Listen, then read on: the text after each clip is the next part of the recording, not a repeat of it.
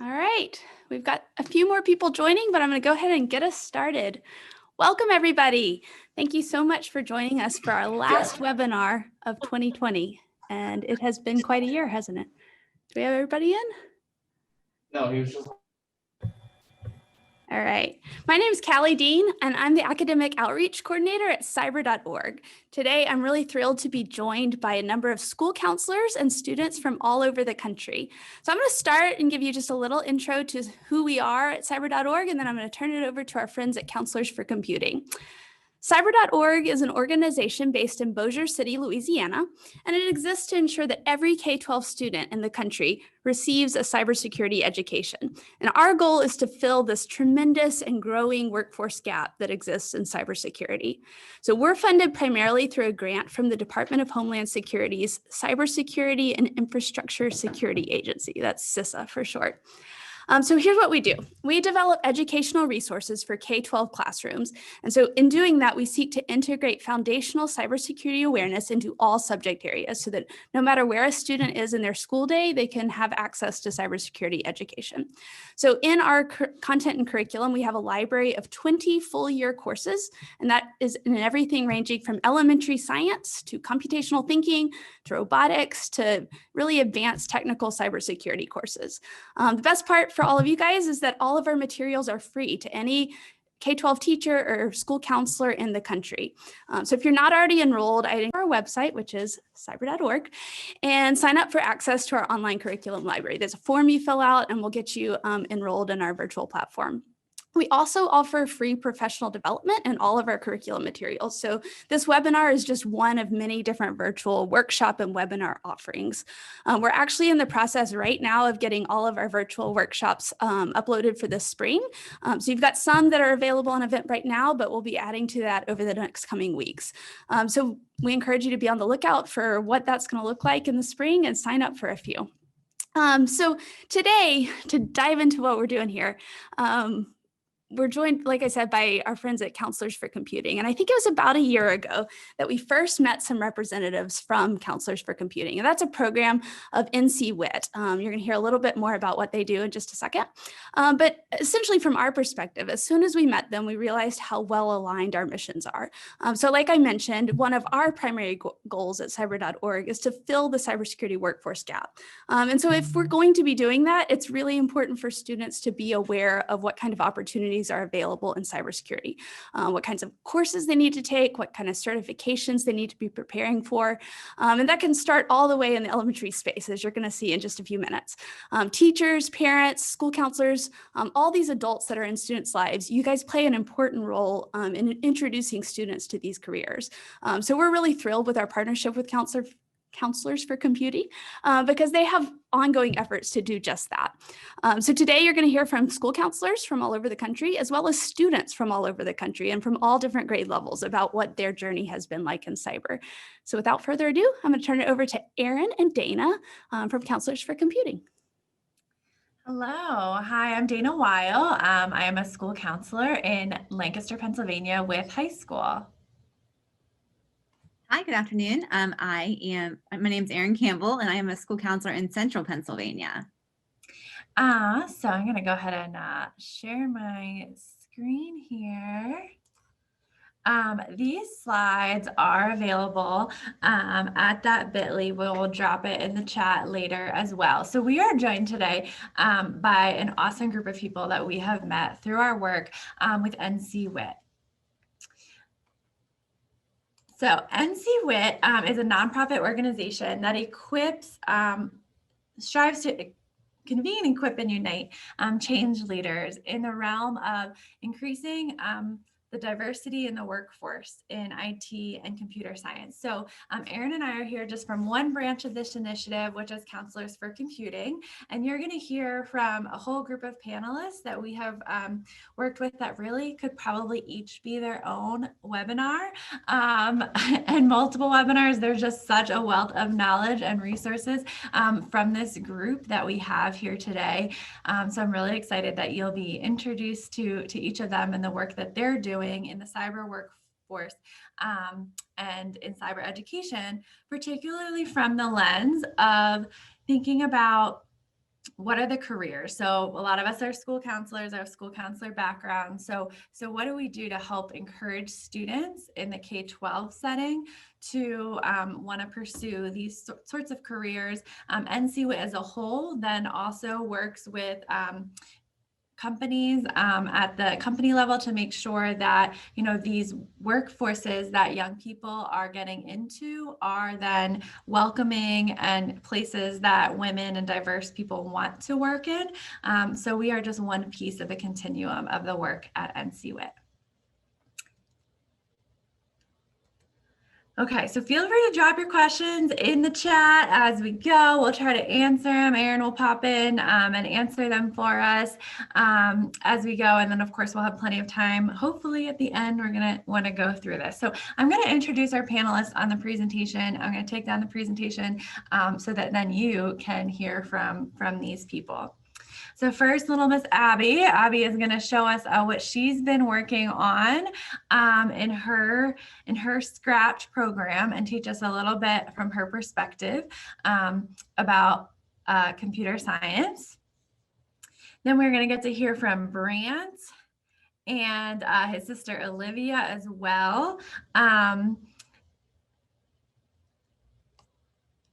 And we're going to hear from the founders of Likeable STEM, sisters Annika and Anisha.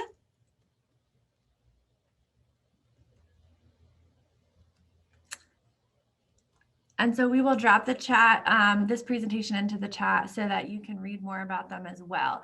We'll also hear from Sean. He's a high school counselor in Georgia. And Sean's gonna chime in for us, but just my little background is Sean just kind of, as a school counselor, didn't know a whole lot about STEM and cyber originally, but wanted to help his students. And now he is fully immersed in it because he just had a little interest.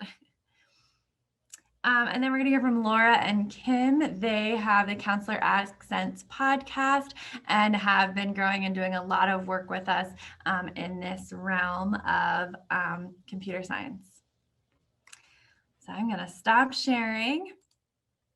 We are going to go ahead and start with our students. So we have Shirley and her daughter, Abby, with us today. Yeah. Hello. We're going to share a screen here. All right. Codes, butterflies. Why don't you tell them about what you did? I added coordinates and I made lots of costumes and weights. All right. And so what does it and do? steps. It's going to make it go from larvae to butterfly flying away. Okay. Why don't you go ahead and run your code? Oh no, not clever. Oops. Sorry. Oh, wait. We lost our screen. My work screen, really, Mommy. We really lost our screen. Sorry. This is my work screen so I could go to my sister. Okay. So do you like coding? Yeah. Okay. Here, let's run your code. It starts up as larvae, which is like eggs. Oh, it's a baby hatching. It's squiggling out of the egg. It's so adorable. Oh, no, we're getting fat. Time for it to chrysalis. It's giant. It's a giant. Oh, it's a chrysalis now.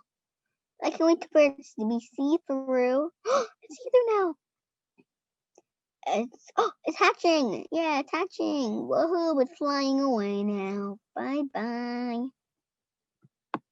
And so did your code work exactly this way the very first time you did it? Slightly. So what did you have to change? It still needs to be quicker. Still needs to be quicker? I want it to be 2 seconds. After 3 seconds, I want it to be to the top. Okay. Whoosh. So how do you change that? So we're going to need to go to the bottom of it. It says glide, 2 seconds. I want to be quicker. Okay, so what would you need to change? I have no clue because I don't know how to work that little thing. It's hard to use this, isn't it? Okay, so what do you want to change this to? Instead of 2 seconds, it's 1. Okay. So now, if you run it, hopefully we'll see that thing go by faster, right? Like. And so, Oh, what did you choose to do something on butterflies? Because we got pets. What kind of pets? Butterflies. So can you look, do you have to just do life cycle of a butterfly in Scratch? You can do lots of things. You can do lots of things. Like So where do you see coding? Where can people find coding? Around the- computers, Where else? laptops, Where else? phones. Okay. Do you find it in other places? Yeah, we can find these. Okay, so document cameras. Okay.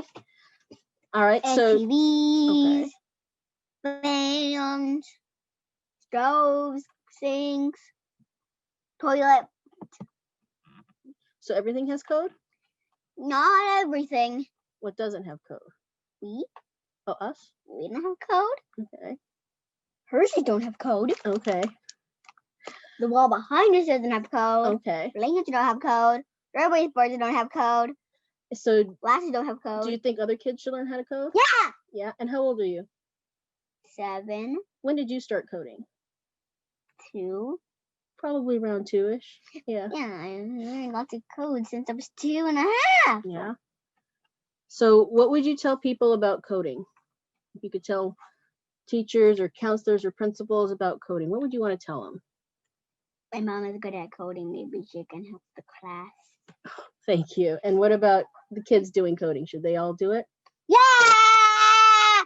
Okay. All right. Thank you. Thanks so much, Abby. Do you have a lot of friends that are into coding or that you've gotten interested in coding? Well, my TK class, So your teachers' classes all are into coding? kindergarten class 2. Mom's been there so many times. Sit, sit, sit. Your She's mom So- out of here. So she'll be my TA in class. When I can I go in- You in your pit. Uh-oh. when we help try to teach her class how to code, she'll be my TA in the classroom. So and we did a lesson today in her class to teach her first grade class how to code.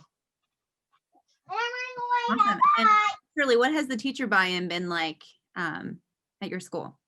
It's been pretty good. You know, it's something different, and they realize that it's everywhere, and to have the opportunity, especially, you know, I can come in, and when we were in person, I would bring robots and hands-on materials to show them how to do coding, so that it was obviously more than just the screen. But we're all in distance learning here in San Diego, so we did some Scratch today in class, and ultimately we'll build up, because as you can see, you know, she did the life cycle of the butterfly, but students can tell stories. They can showcase their learning in lots of different subject areas using something like Scratch. And it's all just block language, so it's pretty easy for students to pick up.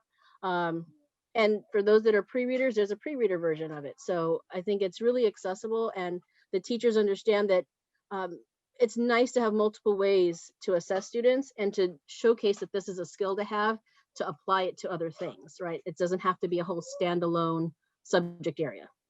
It could truly be integrated. Awesome. And for those unfamiliar with Scratch, is it something that the district needs to have a license to, or is it free for users, or? It's free. It's completely free. It's hosted at MIT. So it's scratch.mit.edu. And, you know, yeah, they don't have to create an account if they don't want to, but you create an account, you can save your stuff, you can easily share your work. So it's nice, it's totally free, and it has a really easy access point. Excellent. Thanks, Shirley and Abby. All right, if you guys want to unshare your screen, we're going to move on to our next student. We are going to introduce Brant.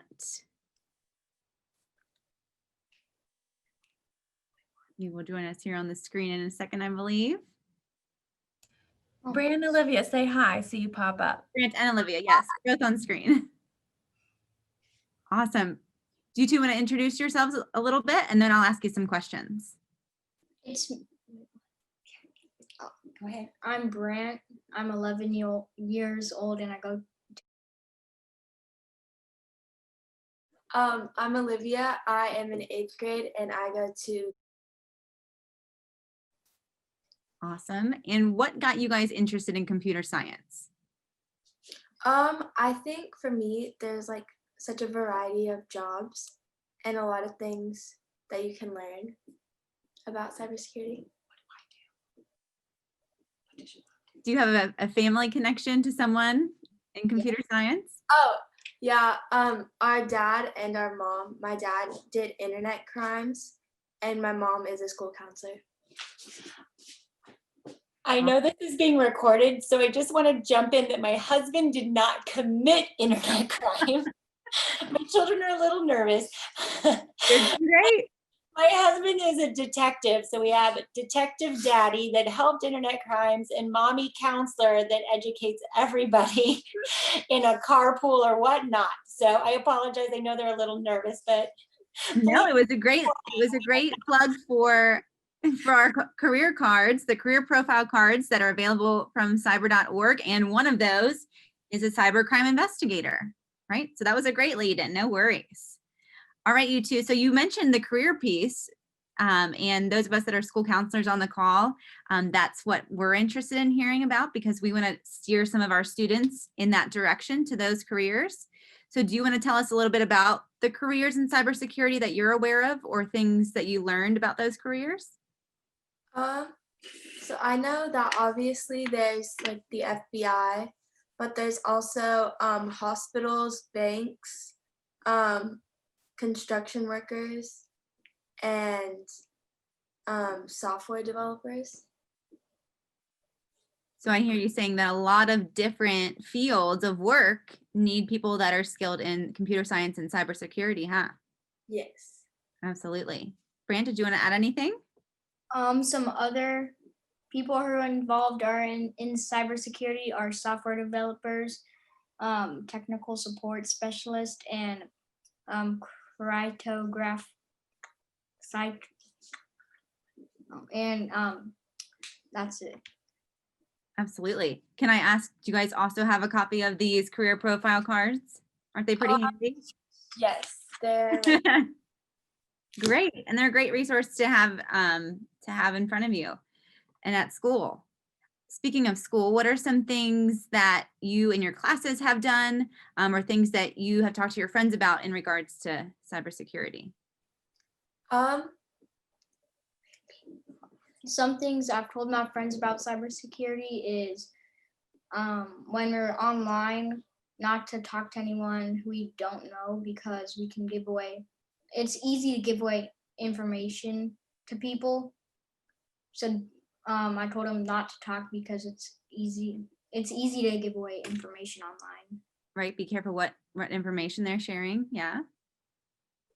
I've talked to my friends and I told them that it's that you shouldn't give away information that's too personal, like your address or emails, on websites that aren't trustworthy. Absolutely.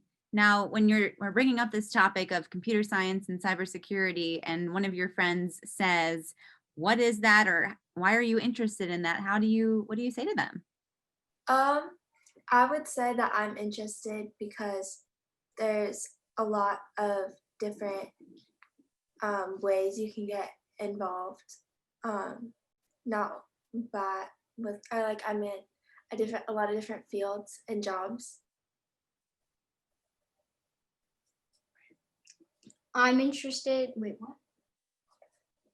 Answer the question. If your friends were asking you, like, "Why are you interested in this?" or why is this important?" what would you say to them? It's important that because you need like, you don't need to stay safe, but it's important to stay safe online because if you're not safe online, stuff could happen in your real life. Right. Now, are you guys doing a lot of your schoolwork on virtual or online right now? Yes. Right.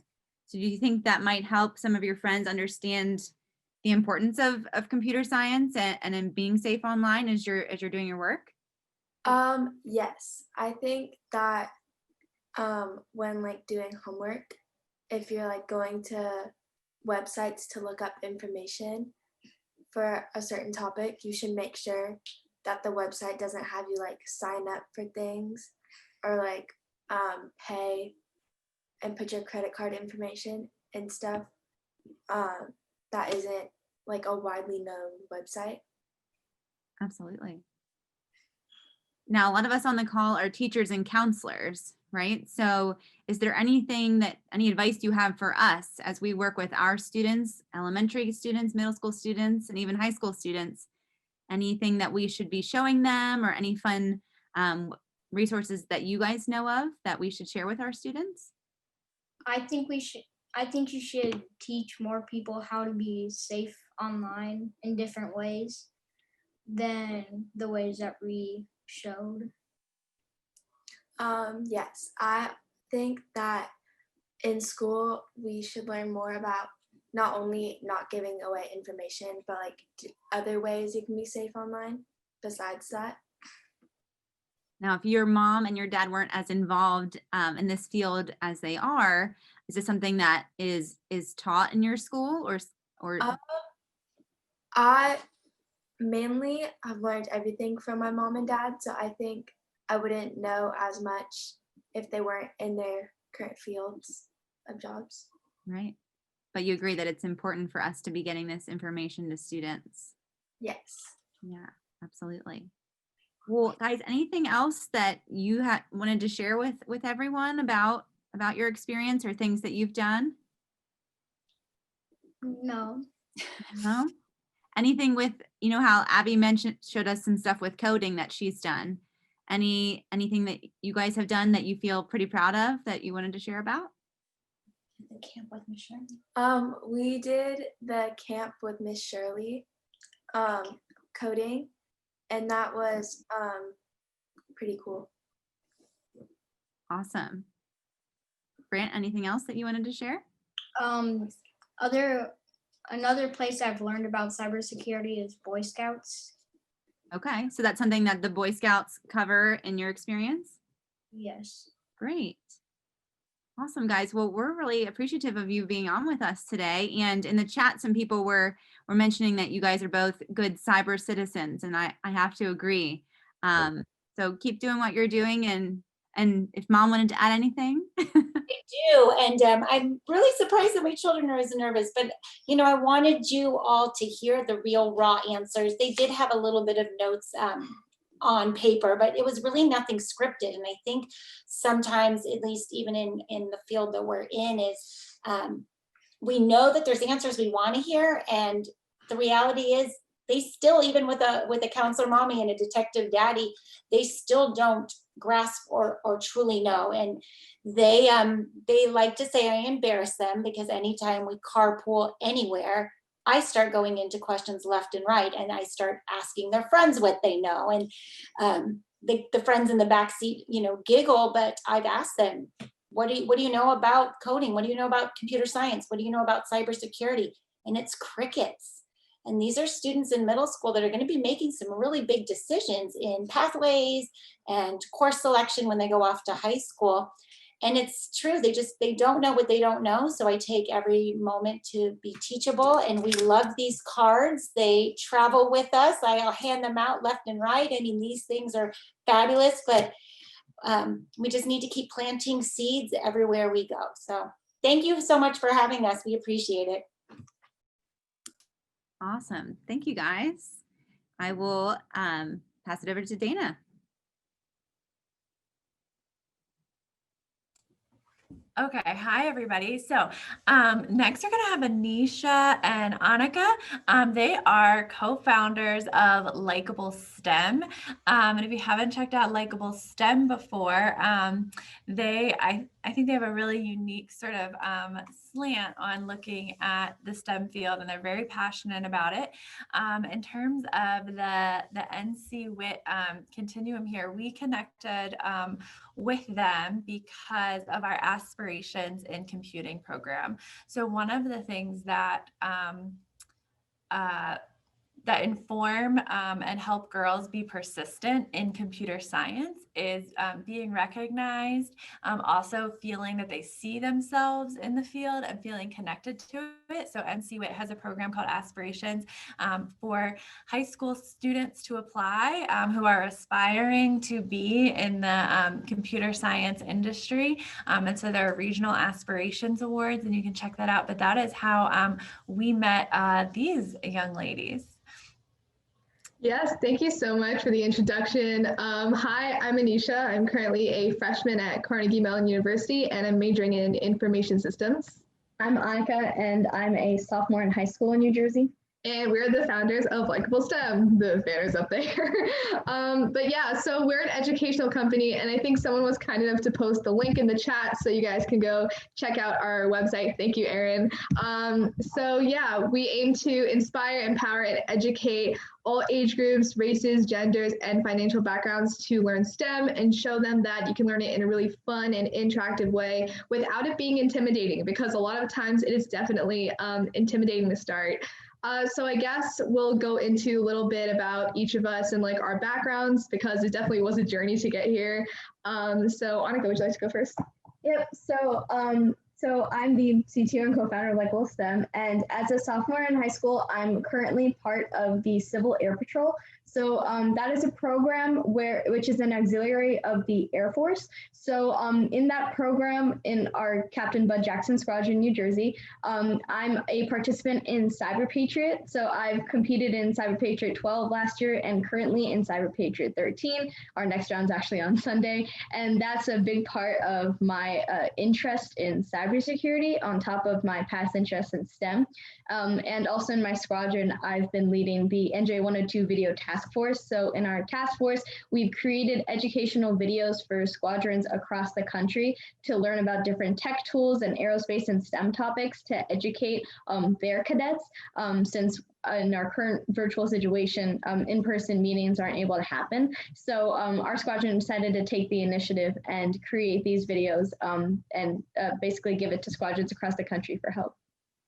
And on top of that, since Anisha and I, we decided to combine our skills in STEM and our love of STEM with our personal challenges with food allergies to create a app called #GotYourBack. So that's also where STEM kind of integrates with our personal lives. So we've used that app and published it on the App Store to kind of help fellow people in the food allergy community. So that's just how we've been able to take our love of STEM and our separate passions and combine them into one. Yeah, and that's definitely something that like with me as well. It's so funny like seeing Abby and all the other students that came before us, like you guys are starting so young. That's awesome. Like I really only started my STEM journey going into freshman year of high school. So I started very, very, very late in the game. I had like not coded previous to that. And y'all are out here like coding from 2 years old. And I was like, oh my God. But yeah, so like I started very, very late. And I'm like very new to everything, but I was able to actually self-study a lot. And again, with the food allergies, we weren't able to attend like camps that were away that dealt with a lot of like, you know, coding and introduce people to cybersecurity and stuff like that. So it was mainly a lot of like self-learning and just seeing what I'm interested in. And although I did get a late start, there was really just a lot of fun with combining computer science with my passion. A lot of people, and I think this is also really important for educators, think that computer science is like a one-way route. Like, you know, you go and you become like a software designer, you sit in your cubicle and you code all day. But I mean, it's just the opposite nowadays. You know, we're pumping out like less computer scientists and engineers than the job market actually has availability for. So yeah, you can combine it with anything. For me personally, I actually have combined it with animation. I've done 2D digital animation, and I've been working on like digital art with it, music composition. So there's just so much, and this has given me so many opportunities. And lastly, I do want to touch on NCWIT. Annika has received the Rising Star Award, and I've been a National Honorable Mention twice for the program. And I recommend all of you counselors and teachers and students, if you're in high school, please go check out NCWIT. It has literally opened so many possibilities. My entire journey actually started from going to the New Jersey award ceremony, where I met Angela Cleveland, who is a huge part of the organization, and the possibilities are just endless. I had so many connections from there. So yeah, I guess that's our spiel, and yeah. So could you tell us a little bit about what it's like to be a girl in these spaces, you know, like especially, you know, Annika, when you're doing those competitions and things, I would imagine that you might not be as many girls there. So what's it like to be a woman right now? So a little bit when I was like a little bit younger in middle school, was when I was trying to get into STEM, a lot of it was kind of a little bit of intimidation with the amount of guys in the field. And since a lot of my friends are girls, like not a lot of them wanted to also go into STEM. So for me, it was kind of feeling like that one outsider, like I want to do this, but I feel kind of nervous going into it. But in high school, I'm glad to see that a lot of it is a lot more co-ed. In Cyber Patriot, especially in our squadron, we have like a pretty even number, which I'm really happy about. Yeah. So and we have like a really good sense of teamwork. So it's good to see that like as you move on to like the higher grade levels, a lot of the things become a lot more integrated because I feel like there might be more resources at a higher level rather than the lower levels of middle school and elementary school. So when people finally start to figure out, oh, this is what I want to do, it's a little bit later in the stages of education.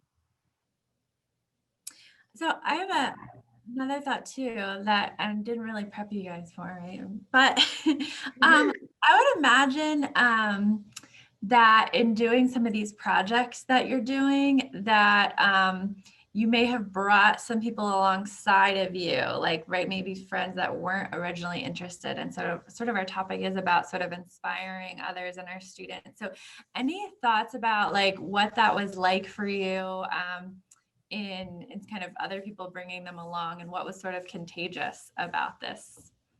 Yeah, absolutely. Yeah, so actually this is great that you asked, because just recently I did inspire like a couple of my friends to take some like artificial intelligence courses in their college after I took one this semester. And I think like really the contagion factor here is just like being like fun and interactive and just like getting interested in it. I think that like one thing also that's super important is that in computer science, you don't need to be like a coding genius to get stuff done or make things happen. You obviously just need like a sense of logic, like you need inspiration and you need passion, because a lot of times it's very intimidating, especially for me, like in, you know, majoring in an area of computer science, seeing a lot of like people I know like coding like crazy, and then I'm just like kind of stuck on this subject and I'm like, oh God, like I don't know what to do. But in the end, the creativity is really what matters, because the field is so much larger than people paint it out to be. And because of that, that's why a lot of people are inspired when I tell them like, hey, like you can literally, you know, make like facial recognition on your phone. You can make Siri from your phone, like using coding in all kinds of ways. So yeah, it's just basically about like the end project and how fun it could be and your passion with it too.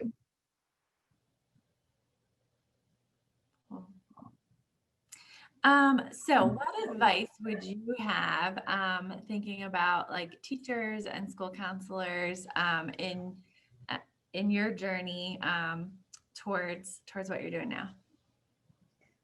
So I would say that to teachers and school counselors, a lot of the things that, as we mentioned, may be missing is that mindset that computer science isn't just like a one-way street. It encompasses all types of areas. So like from art to music to anything you can think of, you can combine it with computer science.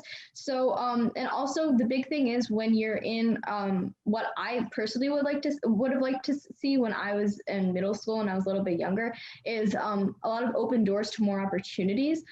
So as counselors, a lot of students like could look to you towards finding those opportunities to actually get their feet wet in the field of cybersecurity or computer science and just see what's out there, because one of the main things is knowing about that end goal. So what can I do with it in the future? So as counselors and educators, if you can show your students what the result of going into one of these fields could be, or just any opportunities that they could take to get more experience, then that would be one of the best things for students. Yeah, I completely agree. I mean, you basically hit the nail on the head there. That's exactly what I was going to say. So yeah, just like showing students the amount like of infinite possibilities and just how fun it can be. Yeah.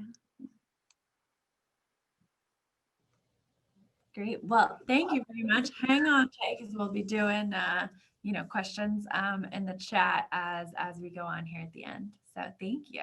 Thank you.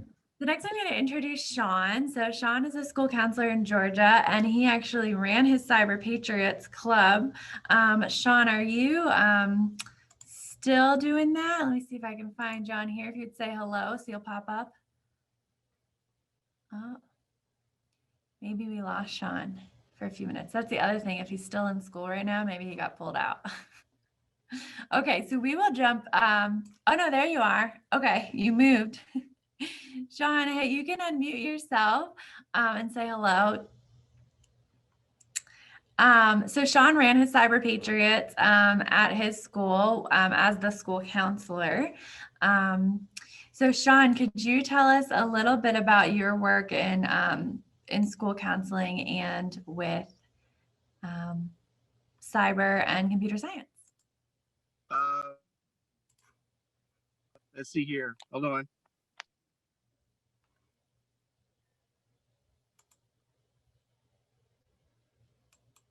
Okay. Let's see. Hold on a second, Sean. Are you there? There we go. Hi. Okay, can you hear me? Yes. Can you hear me? Mhm. Okay, great. I apologize. I had to leave my school building. We're having a fire. The alarm is just going off. But anyway, getting back to cybersecurity, yes. So I started out I'm a high school school counselor, and they asked me to be head of the computer science and gaming program. And of course, I said yes, not knowing what to do or how to work with computer science, but I was up for it just to be with my students. I didn't have any knowledge of cybersecurity, didn't have the money, and limited resources. So I knew as a counselor that I needed my students to be engaged, because just being in the classroom is great, but that engagement is really important to get them excited about a future in cybersecurity or just computer science in general. So I found Cyber Patriots. Oh, it was great. They have a mentorship program because I didn't know anything about cybersecurity. So it's set up as a competition, but really what drives it is knowledge. And so my desire was for our students to get exposed to cybersecurity. So we were able to get the mentorship that we needed. It was free, which was great because we're a Title I school. So if you're a Title I school, which basically means that you have a high percentage of students who may be on low income, or if you had a whole female team, it was free. If not, you can get sponsorships for that if you're a school counselor and you're not in that domain. So it was free. We had resources. And we started at the basic level, which is great because I had no knowledge. So what I really enjoyed about it is we worked together as a team. And instead of presenting myself like an expert, we learned together. So if we were able to turn on a computer machine or a window, I celebrated that. Even though it was a competition, my desire was for us to learn and to grow together. If we scored points, great. If we didn't, that's okay. I didn't stress that. So as a counselor, it was important for me not to emphasize that and have the students struggle to win. Our wins were spending time together. And when I struggled, they were able to see me struggle and work through it, and we worked through it together. So that was some of that computational skills and that social emotional component that we all love as school counselors. So we were able to do that. And one of the things that I really enjoyed about the program was, we came together, we worked on weekends and the afternoons. And one of my students who's in a residential home, that means that student was like a forced student. He said, we're like a family. So that just endeared me as a school counselor. Not only do you feel like you're part of something, but you're also learning about cybersecurity. And because the Cyber Patriots have so many opportunities, for example, we were able to link with Cisco and able to download machines. And then we were able to learn different programming. So it just opened up a lot of windows for our students and a lot of language that they weren't used to hearing as far as coding and cybersecurity and meeting different people. So that was great. And my plans were eventually, hey, maybe we would, score enough points, but maybe we could lead to scholarships if possible. But really that exposure is what's really important in understanding the language and not being intimidated by the word cybersecurity. And, a lot of my students are female and African-American. So it was important for them to say, hey, I can do this and I can play a role in not only my life, but in others' lives. So it was a great experience. Sean, what What do you think about the school counselor role and even the teacher role in addressing systematically the issues of equity in computer science? Absolutely. So we play, as school counselors, we play a very important role, and it's really collaboration. It's exposing the teachers to say, hey, look, you have an opportunity to teach students. As a counselor, I talk to the students, say, have you thought about taking this computer science class?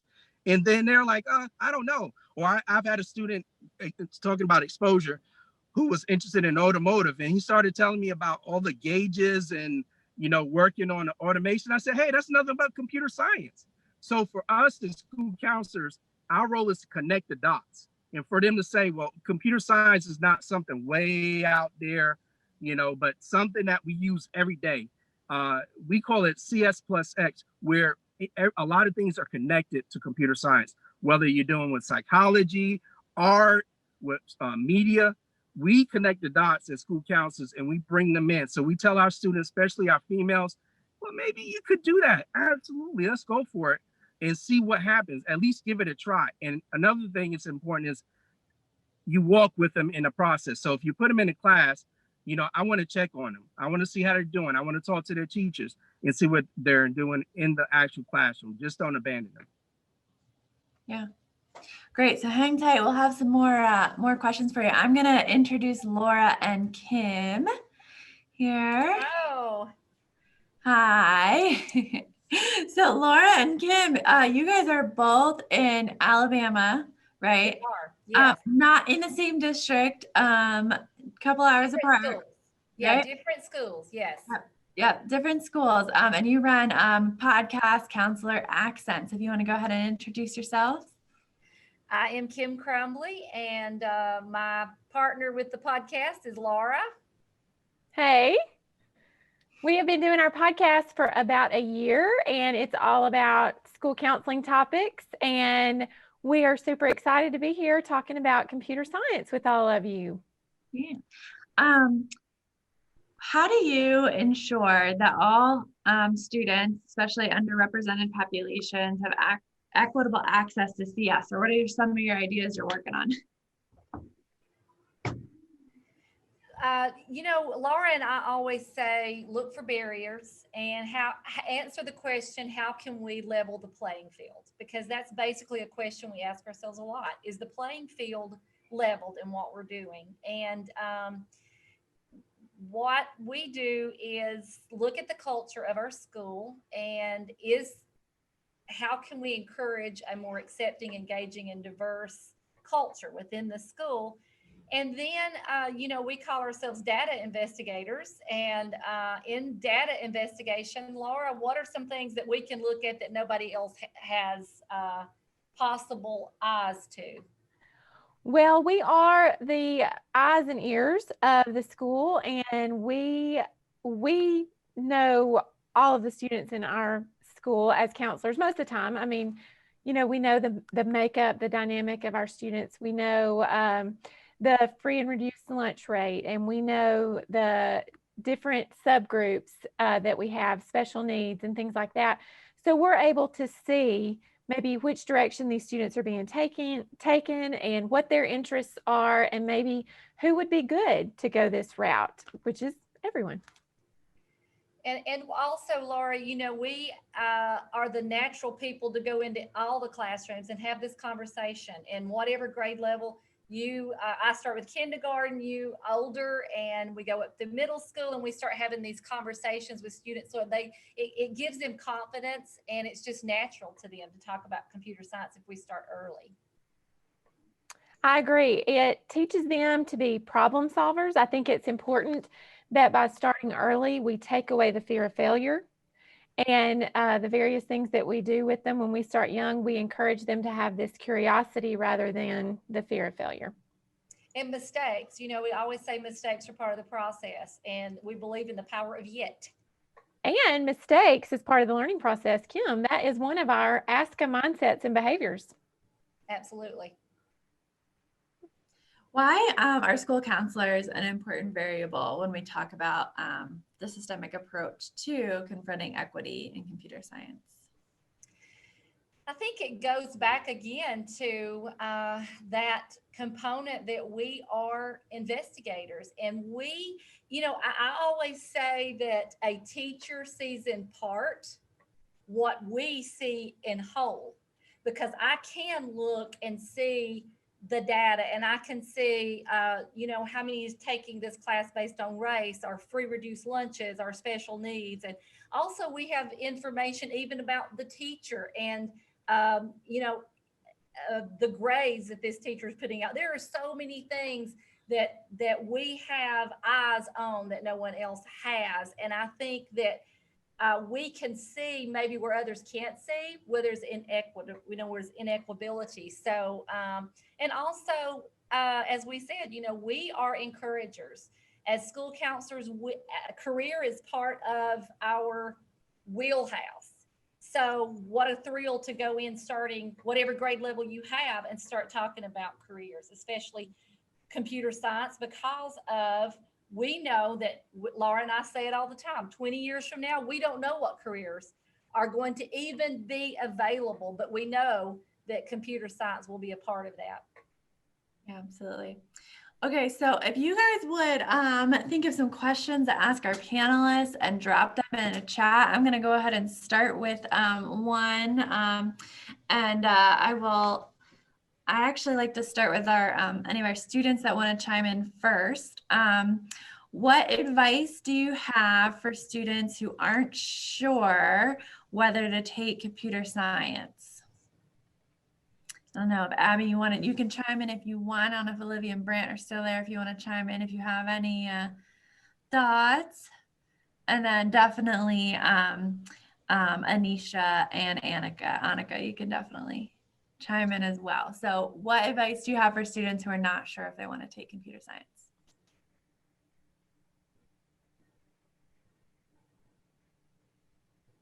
All right, so I guess we can answer. I think that in school, like if they're not sure about taking computer science, they should definitely base it off of like outside resources rather than their school curriculum. Because I know for me, my school curriculum was very straightforward. Like it was one coding class, and the entire class was like a century-year-old textbook, and it was super boring.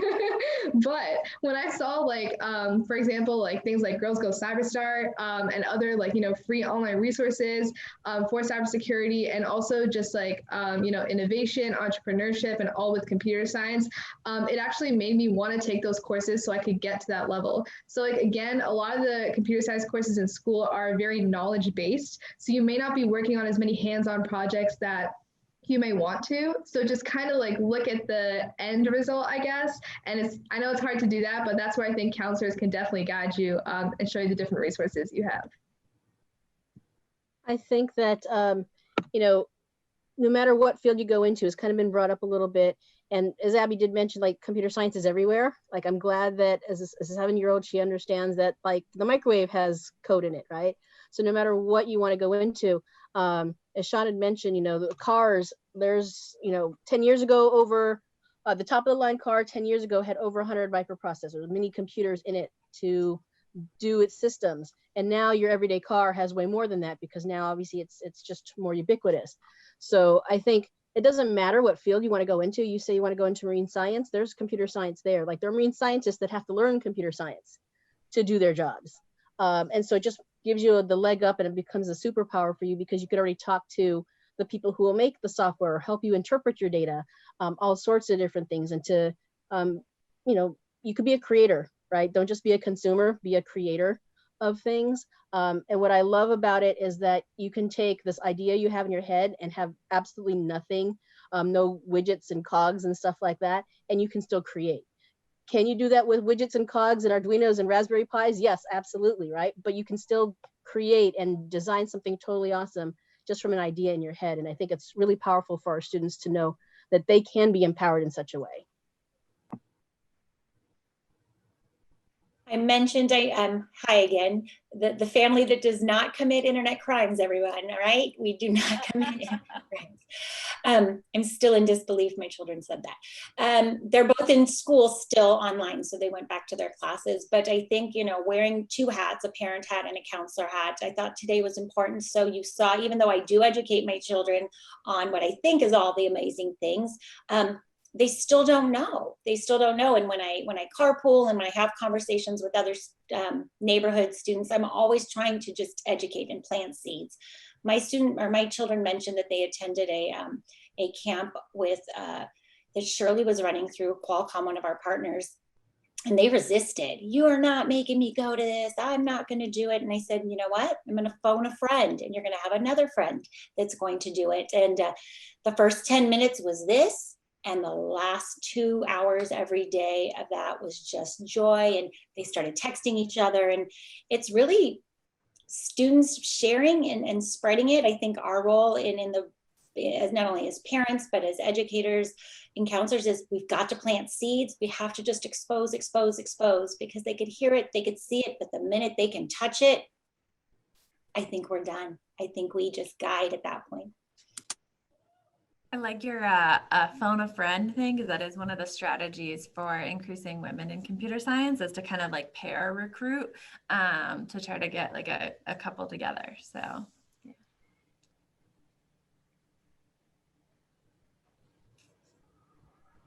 I was going to say, I know Kim and Laura, one of your infamous phrases in your podcast is when rubber meets the road. So if there are people on this call that, you know, we're throwing out a lot of great resources, but they need to start from the basics. What are some suggestions or advice that you have for those people today? You know, and I'm not sure, Erin, who you're directing this question to, but I want to share something that my librarian and I had a conversation about today. I see my job as in educating students on careers for the future, and this is definitely in our wheelhouse.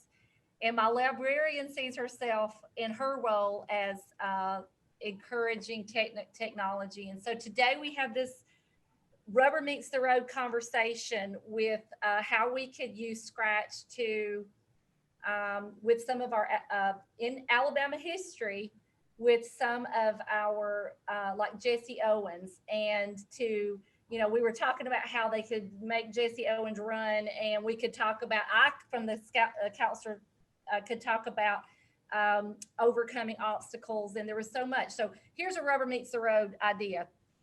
You don't have to do this by yourself.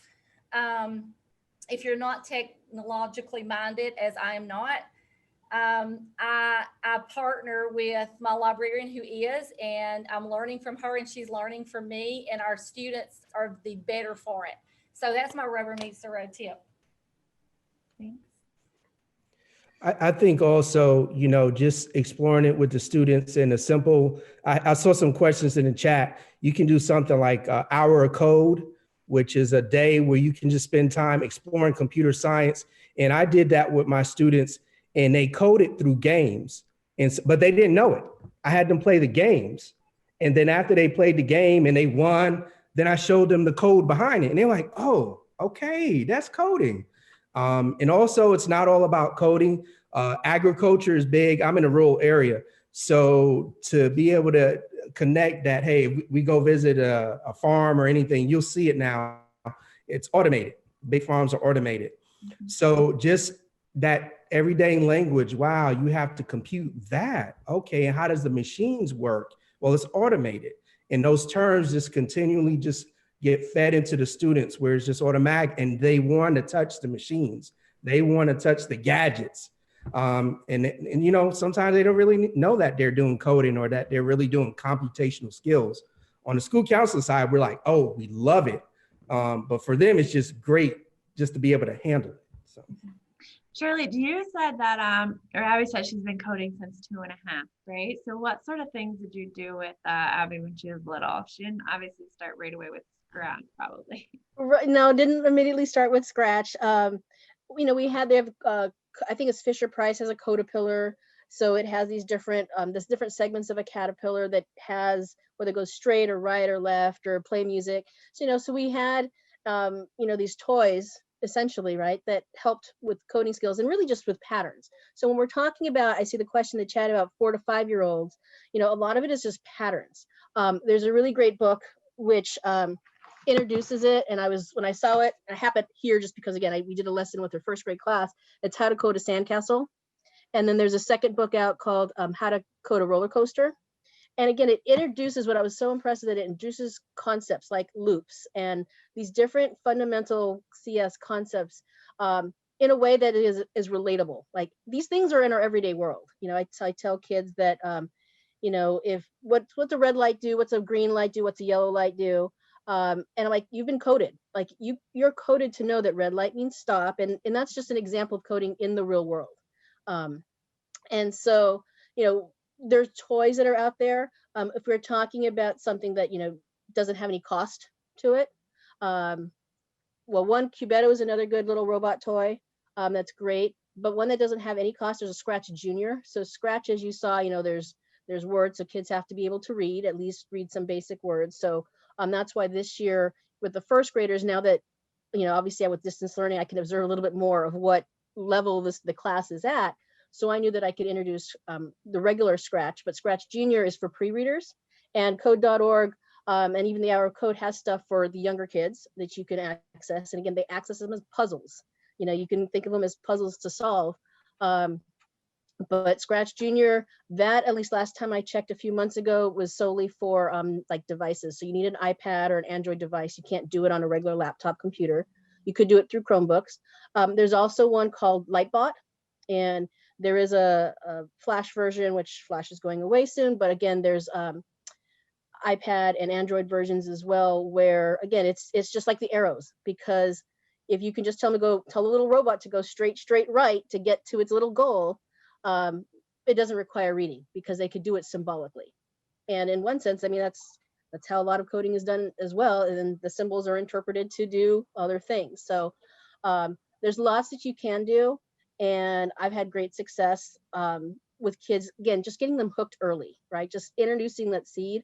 I started in her TK class, which here in California is sort of like pre-K in other states. So they're 4, not quite 5 for the kindergarten cutoff. And I went to her class in kindergarten, some kindergarten classes, and one of the kids that was in her class the previous year saw me rolling up with my little wagon of stuff.